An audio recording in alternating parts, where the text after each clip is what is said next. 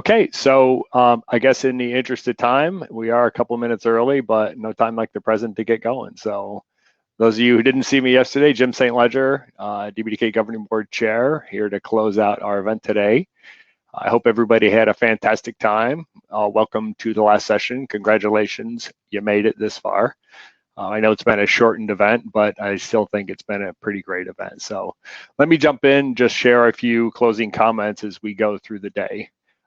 First and foremost, I want to say how blown away I am by the community and frankly, the industry's engagement of Dbdk User Space Virtual Summit Live. We had 556 registrants and 243 active users. Now, of course, that's measured at the peak. Yesterday was a busier day than today, but let's compare that for a moment with a typical user space event that runs somewhere between 80 to maybe 120 people or so. This has just been incredible for me anyways. And if you look at the locations of where people chimed in yesterday, this is not by any means a complete list. This is just the element of when people yesterday jumped into the chat and said, hey, I said, hey, tell me where you're from. So if you aren't on this list, please do jump into the chat here and throw in where you are listening from. I will admit, I really wanted to be able to say we have users from Beijing to Bangalore to Berlin to Boston to the Bay Area. I don't know that I can quite say that. I don't know if anyone from Beijing joined. I don't know if anyone from Boston joined. I guess there are people from the Bay Area, and certainly there are some folks from Bangalore area. So I think we did pretty well, though. I appreciate everybody joining from wherever you are. I know everybody juggled the time zones for that. So on a speaking front, we had 17 speakers, 12 technical sessions, far fewer than we usually have in a fully jam-packed two-day Dbdk summit, but not too bad. For those of you who are interested and haven't seen this yet, the raw recording, which is kind of a one lump sum video of the entire day one, is currently posted on the Dbdk project YouTube channel. So feel free to go there if you want to zoom in quickly and say, hey, hold on, I missed the talk. Today's video recording, again, one single file of the entire recordings from today, will also get posted up there later today. Our Linux Foundation events team is doing a fantastic job. They then, over the course of, let's say, the next week or two, they will take those raw video files, they will section them up into individual talks. And as they always do for our events, they will then post individual talks. We'll get links posted off the Dbdk past events page, etc. And you can share those around with your colleagues and friends and other folks who missed those. So look forward to that. Please do down to different folks. Rounding out Dbdk by the numbers, some other fantastic aspects. So I talked about the number of sessions and talks. We also had community discussion rooms. If you have a comment on how those went, I didn't have time myself between a bunch of different things going on to join them, but I checked in from time to time, and a few of them had a couple people in them, a few of them had up to 9 people. I'd really love to hear folks on how that went. I absolutely want to thank ARM. I got a slide coming up on that too for their showcase. Hopefully you did have a chance to go visit their showcase. I believe they are open for the next hour as well. So please do say hi. Appreciate their sponsorship of the event. And lastly, I'd love to see in the chat who tried networking roulette and how did it go? Did you meet somebody new? Did it help you, reach out as if we were at a actual Dbdk user space event as much as you can? Jump into the chat and let us know how that went. Let us know maybe who you went. So appreciate that. As Hanapa says, yes, the ARM booth is open after the session. My guess is he'll be there and others. So please do drop in and say hi, and please thank the ARM folks for that. At the start of yesterday, I ran 3 different polls, and this is what you told us from a standpoint of how many Dbdk some. Over half of the people here, not surprisingly, have been to case of you are first timers. So welcome, thank you for coming, and please share the word about next events and hopefully bring some of your colleagues along to the project. From a standpoint of, hey, what market is your work aimed at? Perhaps also not surprising, telco, telecom, networking is predominantly it. what do we have? 95, no, I can't even add here. So a large percentage of it. So 75% of it. Cloud data center folks, as a lot of our networking activity moves to the cloud, is another big chunk of it. There are some other elements of things in there, enterprise, Mil-Aero, and other category, the famous other category, but it wasn't that large. So I'd say it reflects what we've seen in the industry, what we've seen in conversations in the past. And a third one, what's your top priority as it comes to DBDK? Well, DBDK was started first and foremost for performance, and not surprising that performance continues to be the by far and above leader as to why people are using and engaged on DBDK. It makes your packets move a lot more faster. And then there's a lot of creativity, like the last talk, of how to use it for things like ORAN. So I think it's a fundamental technology. It's been adopted widely, and I think there's lots more opportunities. Certainly accelerators come in at number 2. So it's really interesting to see that people continue to look for ways to do acceleration on that. You heard in the last talk some mention of using GPUs in that. You've heard talks in the past using FPGAs, smart NICs, lots of other ways to use SoCs, CPUs, GPUs, etc. And I'm sure we'll see more. So that's fantastic to see. And thank you for your responses in that poll, by the way. It's great to get some quick insights from everybody.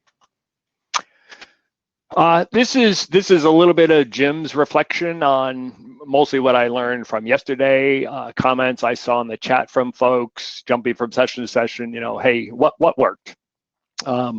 We picked a 1 to 4 UTC time zone, so it was as late as 10.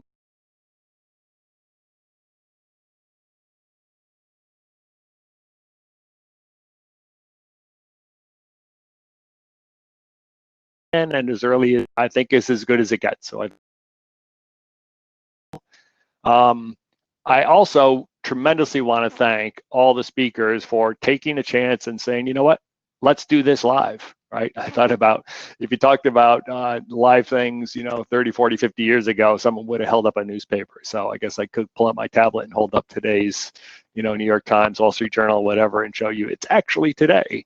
But for those of you watching this recording later on, this group stepped up and did live talks. And I have to say, I've been to a lot of virtual conferences since March, and this is by far the single most engaging one I've seen, because people are doing it live. And the speakers can look at the chat and say, a lot of great stuff going on. Dave Hunt live, James's comment, fantastic 2 days. I really think it made a big difference, Sponsor showcase, we haven't really done something like that before. We've had mentions of thank you to our sponsors at past events, but this time we actually got a place where ARM could sort of have a virtual booth and people could go and join. So that was kind of cool. Again, I didn't join discussion roulette, so I'd love to see in the chat if you did, how it went, good, bad, and different. I didn't join discussion rooms. Would also like to see in the chat, how were the discussions room? Did you join and have a good conversation with folks? Is there something we can do to change that? On the flip side of, okay, what needs to be improved for next year? So the one thing we learned, and we learned this very quickly, I think, but too late to change, we need to schedule in at a minimum a little bit of transition time between sessions. Maybe it's 5 minutes, and that's for all of us working virtually, to dash off, grab a drink, run to the restroom, take a break, let the dog out, wake the kids up, whatever the case may be. So we needed to do that. We probably should also schedule in some specific networking time. I think actually calendar networking time for this event will go a long way to enabling people to go and jump into these rooms, enabling people to spend time doing networking roulette and sit over in that networking tab, etc. So some things we can do that are pretty easy to fix there. For sure, all of us feel very saddened by the fact that we aren't together. We aren't able to shake hands, hug each other, high five each other, really connect, have a snack together, have a drink together, what have you. The personal connection of this community is very, very strong. Of those folks in the beginning that said that they've been to 5 or more DBDK summits, that's over half of the people here. We have some very strong, incredible relationships. That's what makes this community so special. But I think this virtual conference comes as close as we're going to get to making that real and making it virtually fantastic. So the other thing, personally, it felt a little short. Maybe that means we need a day 3, but maybe tomorrow I'll say, no, we don't. Everyone is, juggling their calendar. If you fly off to an event, you just block your whole calendar out because you're out of the office. when you're in the office working virtually, it's much harder to do. So really would like to hear from you what you think. At the end of this, I will share a survey link as well, where you can add more comments. But if you have some thoughts right now, please do just toss them into the chat there so we can capture them and go look at it later on. Yeah, Martin has a good thing. Sort of the technical platform works pretty well. That's one thing I didn't actually capture in here. So if you have thoughts, this is my first time using Hopin. I've been on a ton of Zoom calls, WebEx calls, On24 calls, other platforms I can't even recall. For me, this platform wasn't too bad. I would have liked a virtual background. I had a nice Dbdk background teed up, but all you really get is my crazy picture here that I bought from an artist in Arizona a little while ago. I love it, but not too much over in this side of the world here. I did enjoy seeing Dave Hunt's, though, a little makerspace with an oscilloscope. Dave gets a thumbs up from me on that front. So, okay, now I would like to jump in now and spend a few minutes thanking all the people that made this event happen. Any of you who have been involved in event planning, event logistics, know it's a tremendous amount of work that happens behind the scenes up front, and those folks usually are not visible, and I want to thank and appreciate them. First and foremost, I mentioned earlier ARM, our sponsor. ARM has been a gold member of Dbdk for a long time now. They're very involved in the governing board, very involved in the technical board, and across the whole project. So thank you to the ARM folks. And again, please do visit their booth after this session and say hi to the ARM folks. The Linux Foundation team, these are the folks that always keep us running. We work very, very regularly with Jill and Trishan, and for this event, we had Emily and Rachel that both chipped in. I am so grateful and appreciative to all of them for making this happen, for the close personal work they've done with each of the speakers, making sure people understood the platforms, making sure that cameras and microphones worked, and frankly, I think this event was near flawless. We had a few glitches here and there, but if you think about when we do it live, we have a few glitches there too. I don't think it's any worse, and in many ways, I think it's better. So thank you to the LF team. Very appreciative for everything you do. To make our sessions happen, we need to put out a call for proposals or abstracts, and we need to review all those abstracts, and then we need to grade those abstracts, and then we need to rank them, and sometimes recommend, hey, you guys who submitted one should talk to these guys over here because you have the same topic and put it together. There's a lot of work that goes on there. And as often is the case, our entire Dbdk technical board stepped up. So thank you to the technical board once again for your work here.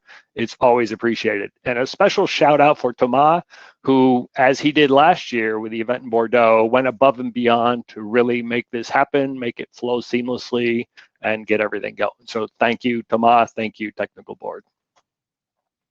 The session speakers. I mentioned earlier we had 12 talks. All of these speakers did a fantastic job. Several of them spoke more than once. If you didn't make the cut this year, please don't be discouraged. I can't tell you how many conferences I've submitted to that I'm always a little disappointed when I get the, we're sorry to inform you, but please do keep submitting for next time, whether it's Dbdk or other events. And a great, great appreciation for those folks who did share their information, share their work, share their expertise with the community, and took the time to put those presentation materials together. We are forever grateful. You help make these events successful with the technical content, which is the foundation of them. So thank you. The discussion room hosts, again, I don't know how much they were utilized, but these folks predominantly from, I think all from the technical board, in fact, all stepped up and said, hey, you know what, I'll go manage this room for a little bit of time.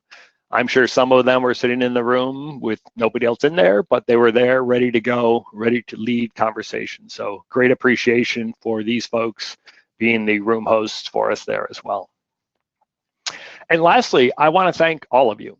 I want to thank all of you for showing up, for engaging, for giving this virtual conference a chance, for working with us since the beginning of the year when we had great plans for an event in Japan and China and the US and back to Bordeaux.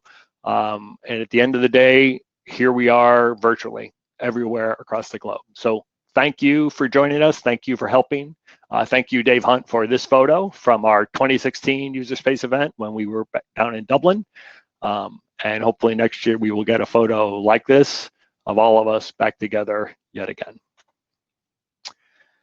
I also want to remind you about our 10-year celebration.